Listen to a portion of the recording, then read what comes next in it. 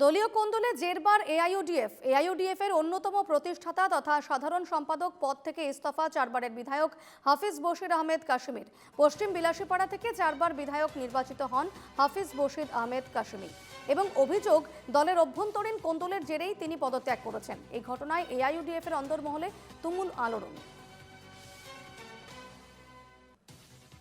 AIUDF এর সাধারণ সম্পাদকের পদ থেকে ইস্তফা দিলেন হাফিজ বশির আহমেদ কাশিমি। চারবারের বিধায়ক ছিলেন তিনি এবং এবার যেটা জানা যাচ্ছে যে দলীয় কোন্দলের জেরে তিনি তার পদ থেকে ইস্তফা দিয়েছেন। অভ্যন্তরীণ কোন্দলের জেরেই পদত্যাগ করেছেন কাশিমি, এমনটাই কিন্তু খবর রয়েছে এআইইউডিএফ সূত্রে। কাশিমির পদত্যাগের পর এআইইউডিএফ এর শোরগোল পড়ে গিয়েছে।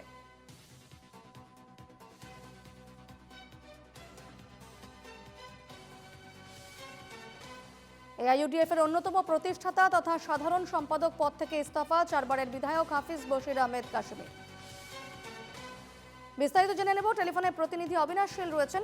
অবিনাশ, তিনি এক ধরনের অন্যতম প্রতিষ্ঠাতা, এআইইউডিএফ এর সাধারণ সম্পাদকের পদ এতদিন আগলে ছিলেন এবং এই মুহূর্তে এসে একেবারে ভোটের আগ মুহূর্তে তিনি ইস্তফা দিলেন। কি কারণ এই ইস্তফা?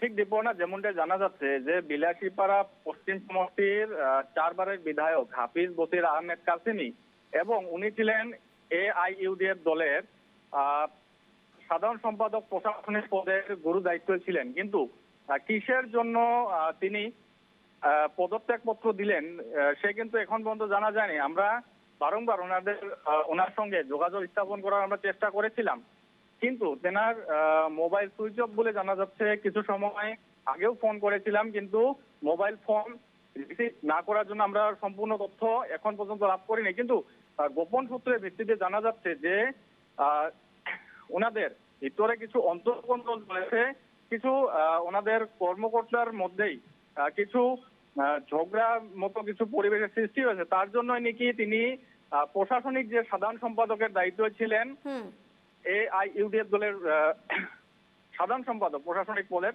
আর চারবারের বিলাসী পশ্চিম সমষ্টির। অবশ্যই ধন্যবাদ তোমাকে অবিনাশ।